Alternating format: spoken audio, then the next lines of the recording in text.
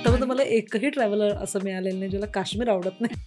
आतापर्यंत कुठला challenging travel movement आला का? कसा मेजर काही नाही इन्सिडन्सेस आला की काही मला खूप प्रॉब्लेम आला आहे आणि तुम्ही अडकली आहे. तू काय ट्रॅव्हल इसेन्शियल सजेस्ट करशील लोकांना? पण प्री प्लॅनिंग खूपच महत्त्वाचं असतं. नाही, मी म्हणेन की जसं मी म्हटलं, जिंदगी ना मिलेगी दोबारा. रात्री आपण झोपलो, सकाळी उठतोय की नाही याची गॅरंटी नाही आहे आणि कोणाची वाट बघताय. काम आणि ट्रॅव्हल हे दोन्ही कसं बॅलन्स करतेस? Hello all, welcome to our new podcast series, The Travel Stories by Smiles World. Here you are going to listen to real-time travel stories, travel inspirations. So today we have on our couch Manisha Ranavre. She is a professional cake artist and the most loved person for traveling. She loves, her passion is traveling. So she says, whenever I get time, I travel. I don't have any inhibitions regarding destination. I just enjoy my traveling, be it alone or in groups. तिचं म्हणणं आहे, प्रवास माणसाला समृद्ध करतो यावर माझा प्रचंड विश्वास आहे. कल किसने देखा है, जो है वो आज है, सो जी लो जी भर के. Very nice. On this thought, Manisha, tell us, how did you start traveling? कसं काय इन्स्पायर केलं तुला ट्रॅव्हलिंग करायला? ट्रॅव्हलिंग म्हणजे मी असं म्हणेन की हे बाय बर्थ होतं की काय कोणास ठाऊक. ओके. म्हणजे आता जेव्हा मी मागे वळून बघते तेव्हा मला सगळं माझं बालपण आठवतंय ओके. की मी जेव्हा छोटी होते आता आणि मी अगदी समृद्ध याच्यातनं आली आहे की जुन्नरसारखा परिसर ते माझं आजोळ आहे. त्यामुळे निसर्ग सौंदर्य अगदी भरभरून आहे. तर शेतात जाणं, तिथे फुलांमध्ये तासन तास बसणं, शेतामध्ये डोंगर नद्या भरपूर आहे. तर मी अशी वाट बघायची की सुट्टी कधी लागते आणि कधी जाते. त्यावेळेस असा काही कन्सेप्ट नव्हता की असं आपण उठून ट्रॅव्हलिंगला जात नव्हतो. आपलं गाव हेच आपलं ट्रॅव्हलिंग डेस्टिनेशन असायचं त्यावेळेस. बरोबर. मग ते एक आणि त्यानंतर मग हळूहळू मोठी झाली आणि कॉलेजमध्ये मी सायन्स साईडला गेले. पण झालं काय की तिथे बाय डिफॉल्ट किंवा मी नेचर क्लबला जॉईन झाले. ओके. म्हणजे मी NSS NCC असं काही केलं नाही. मी नेचर क्लबला गेले. म्हणजे मग आत्ता मी जेव्हा वळून बघते तेव्हा मला कळते, अरे बापरे, हे बाय बर्थच आहे. ते असं शिकवून कोणाला येत नाही, ते बाय बर्थच असावं लागतं असं मला वाटतंय आणि ते माझ्यात आलं. मग त्या नेचर क्लबमध्ये आम्ही वेगवेगळे खूप एक्सप्लोअर केले. अगदी कानेरी केव्जपासून तिकडचे सगळे मी मुंबईचे आहे, तर तिकडचे समुद्रकिनारे वगैरे आमचे सरही छान होते नेचर क्लबचे. तर अशा प्रकारे सगळं ते एनहान्स होत गेलं. लग्न झाल्यानंतर मग आणि त्यानंतर ट्रॅव्हलिंगचा ॲक्च्युली ऑरा वाढला. तोपर्यंत एवढं काही नव्हतं ट्रॅव्हलिंग असं आपलं गावाला जाणं जवळपास महाबळेश्वर एवढीच पोच होती. बरोबर. मग आता नंतर मग मी जेव्हा मी स्वतः कमवायला लागले तेव्हा मात्र मी बरेचसे माझे पैसे मी ट्रॅव्हलिंगवरच खर्च केले. ओके. हे खूप छान आहे ऐकायला. आणि तू कसं करते म्हणजे ट्रॅव्हल? आता तू since you are a professional cake artist आणि केक्स म्हणजे of course it's very close to my heart also. पण मग तू कसं करतेस मॅनेज ट्रॅव्हलवर, म्हणजे काम आणि ट्रॅव्हल हे दोन्ही कसं बॅलन्स करतेस? कसं असतं की इच्छा असली आणि आवड असली की सवड मिळते. करेक्ट. हा एक माझा मोटो आहे. आणि एवढं कोणीच बिझी नसतं हो. म्हणजे मी बिझी आहे, पण जे लोक मला बिझी म्हणतात ते मला वाटतं खरंच बिझी आहेत का? कारण माझं एवढं बॅक शेड्यूल असतं, त्यातूनही मी धावपळ करून आता मला दिसलं की 3 दिवस माझ्याकडे शिल्लक आहेत की लगेच काहीतरी ठरवायचं आणि सुटायचं. हे माझं एनर्जी म्हणजे आपण ना एक्सचेंज आहे तो माझा ॲक्च्युली. जेव्हा मी खूप कंटाळतीये आणि मला रिफ्रेश व्हायला काहीतरी हवं आहे तर मला ट्रॅव्हलिंग हे एकच दिसतं. करेक्ट. मग मी त्यावेळेस मी काय करते की मी आधीच माझं ॲक्च्युली मी खूपच प्रिप्लॅन असतं सगळं. म्हणजे माझं प्रोफेशन असू दे किंवा ट्रॅव्हलिंग असू दे, असं उठलं आणि निघालं असं होत नाही generally. So you have your schedule? I have proper schedule with travelling. माझं पूर्ण म्हणजे आज 8 दिवसाचं शेड्यूल माझं पुढचं तयार आहे. बरोबर. मला काय करायचं काय नाही आणि मग त्यामुळे कसा वेळ मिळतो, काढता येतो आपल्याला. बरोबर. मग मी स्टेटसला वगैरे लावून की मी एवढे 8 दिवस नाही, आणि क्लायंटला पण इतकी सवय झाली ना, मनीषा तू आहेस ना ग या तारखेला, त्यांना माहिती आहे कुठेतरी उठून पळालेली असेल असं. मग त्यांनाही माहिती असं स्टेटसला लावलेलं असतं आणि मग बरोबर होतं, काही नाही होत. आणि थोडे गेले पैसे तरी मला काही फरक नाही पडत. ते मी ट्रॅव्हलिंगमध्ये म्हणजे मला त्या आनंदामध्ये मी ते वसूल करते बेसिकली. पण तू कसं करते? म्हणजे तुला सोलो आवडतं ट्रॅव्हल का फॅमिली बरोबर करतेस का ग्रुप्स बरोबर करतेस? हे सगळंच मी करते बेसिकली. असं मला इनिफिशियंट नाही आहेत, पण सोलो मला जास्त आवडतं. ओके. सोलो म्हणजे मी एकटी सोलो नाही फारशी मला आवडत. माझी एक मैत्रीण आहे, तिच्याबरोबर अगदी आवडीनिवडी जुळतात, खाण्यापिण्याच्या सगळ्या मेंटॅलिटी फुल जुळते. पल्लवी म्हणून आहे, तुम्ही लोक बघत असालच माझ्या पोस्ट तिच्या बरोबरच्या. आमच्या दोघींची ही लेवल पण सेमच आहे, आम्ही तसंच फिरतो. ओके. आतापर्यंतचं सगळ्यात असं डेस्टिनेशन कुठलं आहे की which has left you with the long lasting impression म्हणतो ना आपण त्या डेस्टिनेशनचं, की कधीही वाटलं तरी ह्या डेस्टिनेशनला मी जाणारच असं? मला खरं काश्मीर डेफिनेटली. ओके. आतापर्यंत मला एकही ट्रॅव्हलर असं मिळालेलं नाही ज्याला काश्मीर आवडत नाही. हां, ते आहेच आहे. पण मला ना राजस्थान म्हणजे मला खूप आवडतात. पण माझं थोडंसं जरा हिमालयाकडे कल जास्त आहे ओके. त्या साईडला. म्हणजे ओके. उठून मी तिथे कधीही जाऊ शकते. काश्मीर बरोबर. आता झालंय काय थोडंसं जरा या प्रॉब्लेम्समुळे थोडं मागे पडते. पण बरोबर. हा हिमालया वगैरे टाईपचा मी थोडंसं म्हणजे समुद्रापासून थोडंसं माहीत नाही. ते जरा तू आवड कदाचित कमी आहे. मुंबईत वाढलेली आहेस म्हणून हां, मे बी कदाचित. तसंही असेल कदाचित. बरोबर. पण मला पहाड वगैरे फार आवडतात असे. आणि बरोबर. पहाडी लोकं तर ॲक्चुअली खूपच जेन्युइन असतात. करेक्ट. त्यामुळे मला ते जास्त आवडतं. कमिंग टू दॅट पॉइंट, आतापर्यंत कुठलं कल्चर तुला सगळ्यात जास्त आवडलं, फॅसिनेट झालं? आणि फूड फूड फूड कल्चर किंवा नॉर्मल कल्चर आणि असं फूड किंवा हां, कल्चर इन एनी केस. हां. म्हणजे तुम्ही म्हणताय की बाहेरचं म्हणताय की कुठलंही इंडियातलं सांग, तुझ्या ट्रॅव्हल जर्नीमध्ये आतापर्यंत तुला कुठलं आवडलं? नाही, सांग. मला तर खरं इंडियनच कल्चर आवडते आणि तिथं विविधता आहेच. त्यामुळे हं. बिईंग अ इंडियन हा एक पॉईंट आहेच आहे. पण बरोबर. आपल्याकडे जी आपुलकी आहे ती बाहेर नाही आहे. हं. आणि त्यात काय माहिती आहे का, आपल्याकडे जे आहे ना हे सगळं ओरिजिनल आहे बरं का, बरोबर. असं मला बरेच वेळा वाटतं. बाहेर आहे ना सगळंच बनवलेलं आहे. म्हणजे बरोबर. फॉर दॅट मॅटर तुम्ही बँकॉकला जरी गेला, तुम्ही सारूच्याची ट्रिप करताय, पण होतंय काय त्यात सगळं त्यांचं मॅनमेड आहे. बरोबर. मला असं काही दिसलं नाही. एक समुद्रकिनारे फुकेटचे सोडले तर असं ओरिजिनल असं काही नाही दिसलं. ती बरोबर. डायव्हर्सिटी आपल्या इंडियात आहे. बरोबर. त्यामुळे डेफिनेटली तिथेच माझा जीव लागतो. आतापर्यंत कुठलं चॅलेंजिंग ट्रॅव्हल मोमेंट आला का, की कुठेतरी तू ट्रॅव्हल करतेस, कुठे काही बुकिंग्समध्ये काही प्रॉब्लेम झाला किंवा तिथे जाऊन तू एक्सपेक्ट वेगळंच केलंस आणि निघालं वेगळंच, असं काही कुठला काही होतं ना. एक्सपिरियन्स? आता हे पूर्वीच्या काळात नव्हतं, पण आता हे ट्रॅव्हलचे फ्लाईट शेड्यूल इतके बेकार झालेत ना, इतके कॅन्सलेशन होतात आहेत ना, त्यामुळे सगळं पुढचं गणित बिघडतं. आणि हे सिक्कीमच्या वेळेस झालं. एक तर आपल्याकडनं पुण्यातनं त्याला काही फ्लाईट नाही फारशा काही. बरोबर. मुंबईला जायचं, तिथून जाऊन मग परत तुमची ट्रॅव्हल आजची फ्लाईट नाही ती उद्याची आहे. बरोबर. हे संपलं. करताना झालंय. बरोबर. आणि सगळ्यात वाईट असं झालं एकदाच, म्हणजे अशा फार काही मेजर मुवमेंट नाही आल्या माझ्या आयुष्यात टचवूड. कारण मी थोडं प्लॅनिंग बऱ्यापैकी असतं, पण कुठंतरी स्पॉन्टेनियसली काहीतरी होतं. बरोबर. फुकेतवरनं फ्लाईट होती माझी बॉम्बेची आणि एवढं ट्रॅफिक जॅम की मी पोहोचूच शकत नव्हते. बापरे. आता यू नो फुकेतच्या फ्लाईट एकतर किती कमी असतात हो, आणि एकतर हो. कॉस्टली. हो. म्हणजे अक्षरशः. आणि त्या लोकांचं कसं असतं की आम्ही ट्रॅफिकचे नियम मोडणार नाही, हो. आम्ही डिसिप्लिन पाळणारच, आम्ही ओव्हरटेक करणार नाही. बरोबर. या सगळ्या गोष्टी तो ड्रायव्हर इतका म्हणजे रिजिड होता ना त्याच्या. शेवटी आम्ही त्याला शॉर्टकटने वगैरे आणून असं करून कुठंतरी लास्ट मोमेंटला आम्ही त्या फ्लाईट म्हणजे एअरपोर्टला पोहोचलोय. ते बरोबर. म्हणजे अगदी गळ्यापर्यंत त्यावेळेस आलं होतं माझ्या. बरोबर. तसा मेजर काही नाही इन्सिडन्सेस आला की काही मला खूप प्रॉब्लेम आलाय आणि तुम्ही अडकली आहे, बरोबर. असं काही फारसं पण अजून मग तू तरी कसं touch wood आहे. म्हणजे मगाशी तर तू म्हणलीस तू आधी प्लॅन करतेस सगळ्या गोष्टी, पण असं कधी स्पॉन्टॅनियसली काय प्लॅन केलंस का, की आहे सुट्टी आणि मला आता इथे जायचंच आहे, असं कुठली प्लेस आहे का? आत्ता मी गेल्या महिन्यातच हम्पीला परत जाऊन आले, काही कारण नसताना. ओके. म्हणजे 2 दिवस सुट्टी होती आणि एक ट्रिप लागली होती, अशीच ग्रुप आणि लेडीज होत्या सगळ्या. आणि मला पावसातलं हम्पी बघितलं नव्हतं, बाकीचं हम्पी बघितलं होतं. ओके. उठलो आणि निघालो, अच्छा. असंच, बाकी काहीच नाही. असं उठायचं आणि निघायचं अशा प्रकारचं. ओके. आणि आतापर्यंत कुठली सगळ्यात जास्त प्लेस किंवा कुठली कंट्री तू एक्सप्लोर केली आणि ती तुला आवडलीच आहे? नाही, मला इंडियाच आवडते. म्हणजे मला दुबई प्रत्येक गोष्टीतलं काय काय आहे बरं का. म्हणजे मला दुबई जर बघितलं त्यातलं इतके ते महत्त्वाकांक्षी लोकं आणि मला करायचंच आहे. म्हणजे त्यांच्याकडे लंडन आहे झालं, आता आम्हाला दुबई आहे मोठं करायचंच आहे. किंवा प्रत्येक गोष्ट त्यांच्याकडे ती महत्त्वाकांक्षा मला आवडते. पण त्यांच्यामध्ये ना एक तर कायद्याची भीती ती मला इतकी, आणि कोणी छेड वगैरे काढत नाही. हो, म्हणजे सेफ्टी इतकं आहेच. शिस्तीत कायदे कडक आहेत ना ते, म्हणजे तुम्ही खरंच फ्रीली तुम्ही तिथं रोम करू शकता, असं बरोबर. मला वाटतं. दुबई तसं मग दुबई पण कसं आहे, बाहेर सगळं चकाचक आहे, आतमधल्या साईडला गेलं की परत थोडंसं हे वाटतं. ते तर प्रत्येक तो एक देशात प्रत्येक असतं. ठिकाणी जो असतो भाग त्या प्रकारचं. बरोबर. पण आहेत. पण मला समहाऊ परत कुठेतरी नेचर करता करता मला परत भारतच येतो, बरोबर. असं होतं मला. तिथे गुड. बरंच सगळं मॅनमेड आहे असं मला बऱ्यापैकी जाणवतं बाहेर. बरोबर. सो तू काय ट्रॅव्हल इसेन्शियल सजेस्ट करशील लोकांना, की हे 3 गोष्टी असल्याच पाहिजेत तुमच्याकडे किंवा या 3 गोष्टी तुम्ही कराच, असं काय सांगू शकशील? आता इसेन्शियल म्हणताना तिथे प्लॅनिंग येतं की नाही तुमच्यामध्ये मला माहीत नाही, पण प्री प्लॅनिंग खूपच महत्त्वाचं असतं. ते बरोबर. म्हणजे माझ्यासाठी तरी माझ्या आयुष्यातच प्लॅनिंगचा फार मोठा भाग आहे. त्यामुळे ते तुम्ही जर केलं तर तुमचा बराच हेडेक कमी होतो. बरोबर. दुसरी गोष्ट, तुम्हाला जर तुम्हाला सोलो करायची नसेल तर तुम्हाला एक चांगला टूर पार्टनर हवा आहे. बरोबर. तुम्ही जे प्लॅन करता व्यवस्थित सगळं, म्हणजे तुम्ही टूरवाले सगळे, तर तुम्हाला एक चांगला टूर पार्टनर मिळाला तर तुमचा बराच हेडेक कमी होतो. जर बरोबर. तुम्हाला सोलो करायची नाही आहे किंवा तुम्हाला निवांत जायचं आहे, तर तो बरोबर. एक तुम्ही आधी व्यवस्थित तो प्लॅन केला पाहिजे. बरोबर. बाकी मग तुमचं किरकोळ मेडिसिन्स हे ते आहे.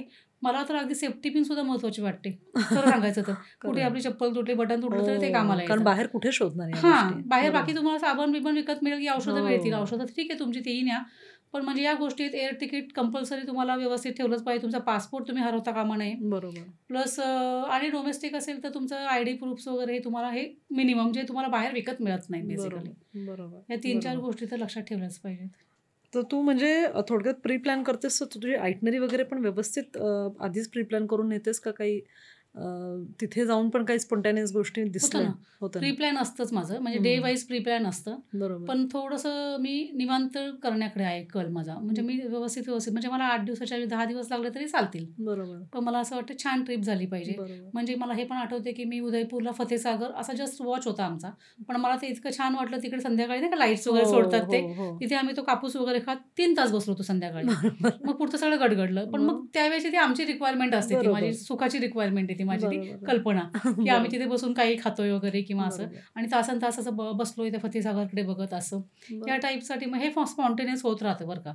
पण प्री प्लॅन करणं महत्वाचं आहे, पण स्पॉन्टेनियससाठी मी जागा ठेवते मी. बरोबर. तिथे तुम्हाला अडचण नाही आली पाहिजे की त्याच्यामुळे तुमचं काहीतरी गडबडलं असं नाही होत तुम्ही. बरोबर. आणि तू बजेट ट्रॅव्हलर आहेस का कसं? म्हणजे हाऊ डू यू ट्रॅव्हल?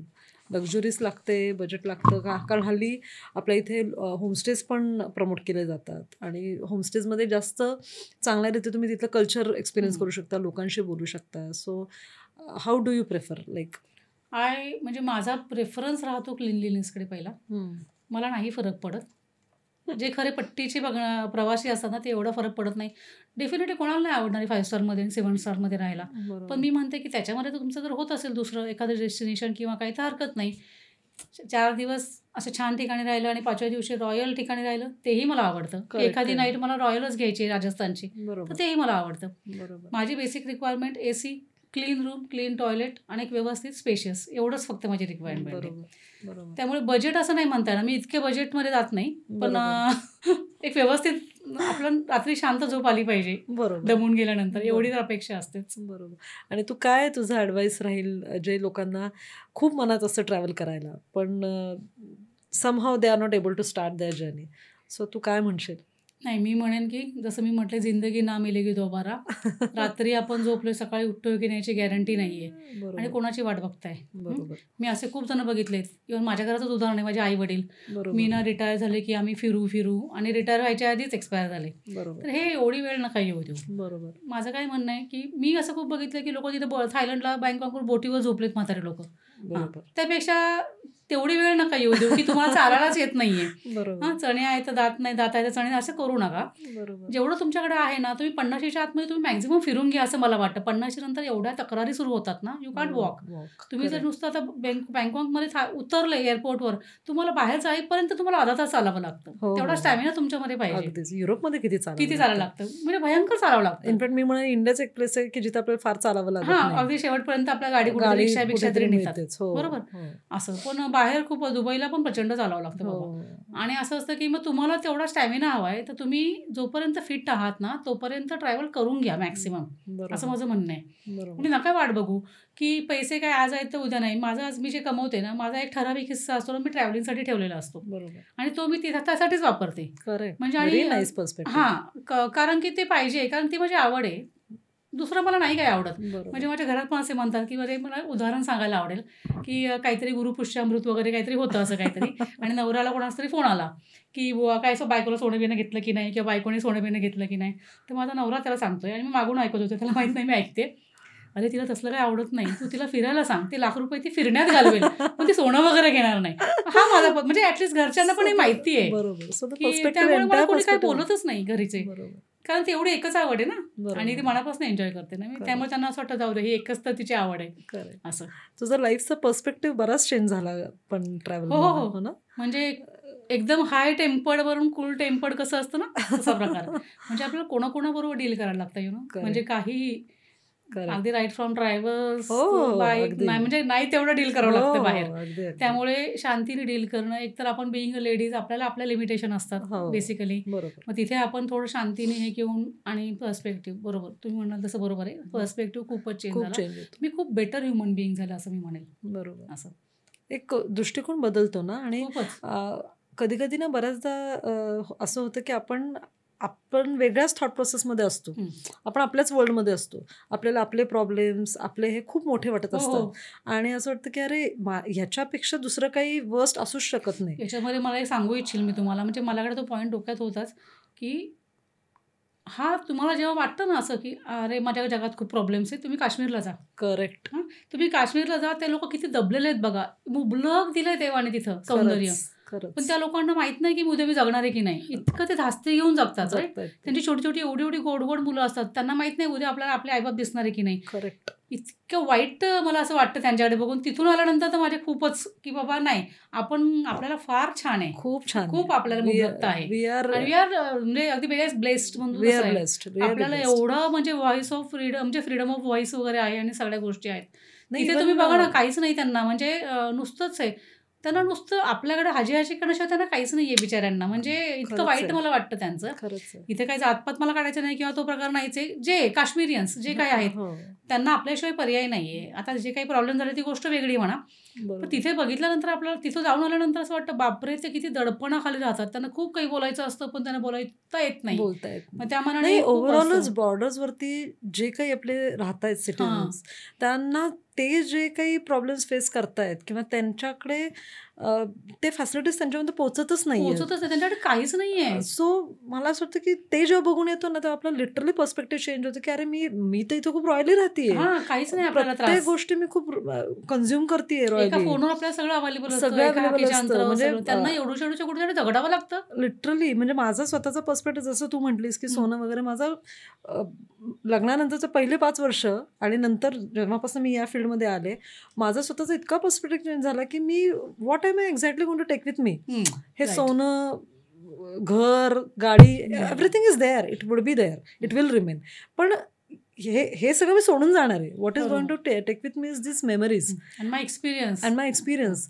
आणि हे जेव्हा मी सगळं सुरू झालं माझ्या ह्याच्यामध्ये, माझं पर्स्पेक्टिव्ह टोटली चेंज झालं. सेम असंच होतं. गुरुपुष्पामृत म्हटलं तर मी सोन्याकडे बघतही नाही की आय डोंट वॉन्ट इट, झालंय तेवढं पुष्कळ. आणि आपण फक्त बँकेच्या लॉकरसाठी करतोय, लिटरली बँकेच्या लॉकरसाठी फक्त ठेवतोय.